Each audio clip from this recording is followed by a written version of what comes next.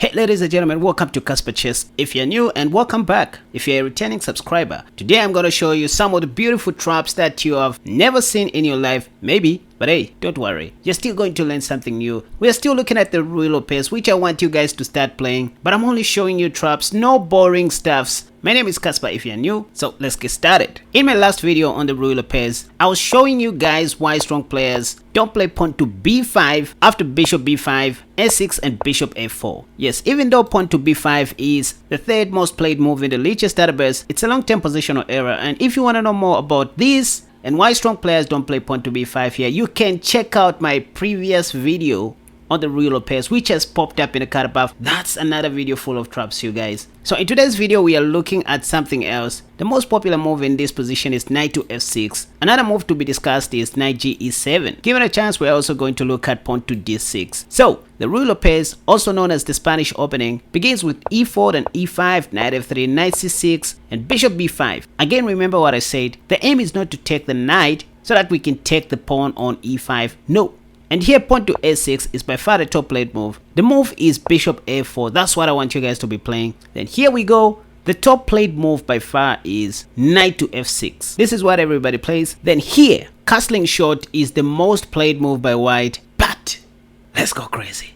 I want you guys to stop castling. Go queen e2. Protecting your e4 pawn first. Now that your queen is on e2, if black does nothing about his e5 pawn, we are simply going to capture the knight on c6 this time and win the free pawn on e5, because now our e4 pawn is defended by our queen. So that's the reason why we play queen e2. Done. So when you look into both the Masters and the Lichess database, this is when black plays pawn to b5 here. Very justifiable, because we wanted to take bishop b3 is what you play, then bishop e7 is what they play, preparing to castle short. Now here is why you play pawn to a4 immediately. Stop thinking about castling short, you guys. We just want to attack, right? So pawn to a4. Why pawn to a4? Because we are putting more pressure on the b5 pawn. E.g., given a bad move, we can just go on and take that free pawn on b5, attacking the knight. And please note that the a pawn can't take our pawn because we'll be able to take. So that's the idea of pawn to a4. So secret number one, don't think about castling short.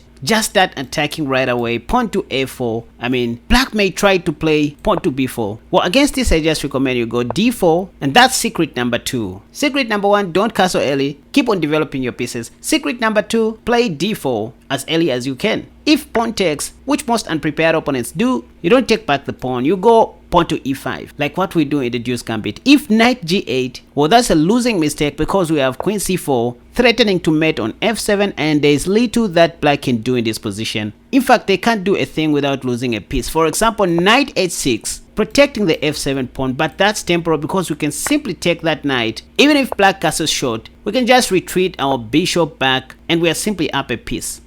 And if black plays pawn to d5 instead, I know, you're thinking of ampersand. What's wrong with your eyeballs? You always need to exercise patience during captures, you guys. I always talk about this. The knight on c6 is free. If black blocks with the queen, the rook on a8 falls. So the only thing black can do here is to block with the bishop, not with his elbow, and then you take the free pawn on d5, and this should be winning for you completely. Anyways, alright, back to our key position where we play pawn to a4 immediately. So we just finished looking at what to do if black plays pawn to b4. Again, remember, d4 is the way to go immediately. But instead of pawn takes, this time black may play something else like pawn to d6, which is the top played move, by the way, simply holding on to the pawn. But again, white in this position is clearly winning because of queen c4. Once again, targeting the f7 pawn and the free knight on c6. Guys, I'm not just making these things up. Let me show you what I mean in the Masters database. You see this guy right here?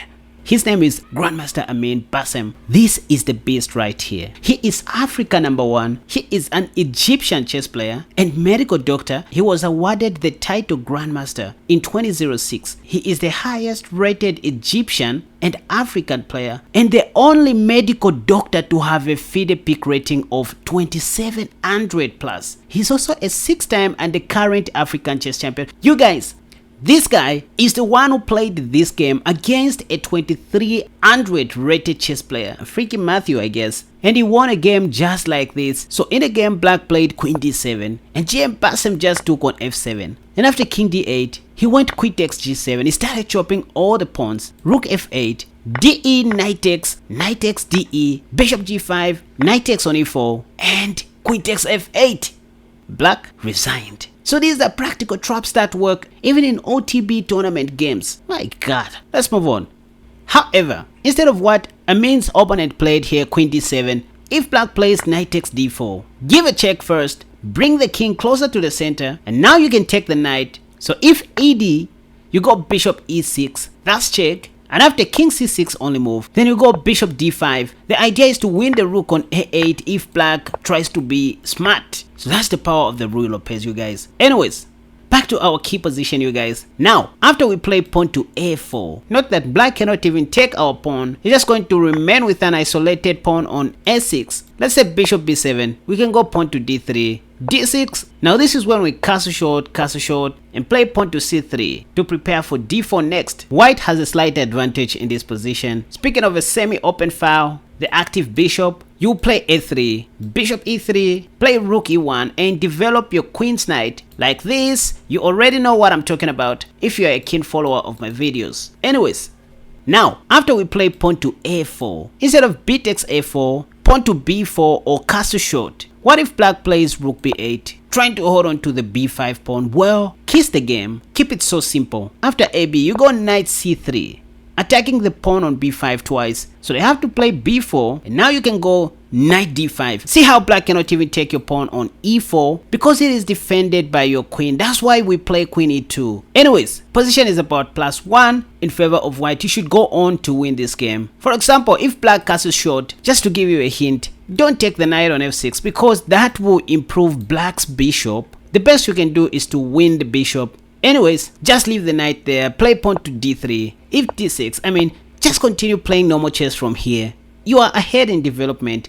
Black's position is cramped, so keep on putting your pieces on the most active squares. That's how we play chess. Done.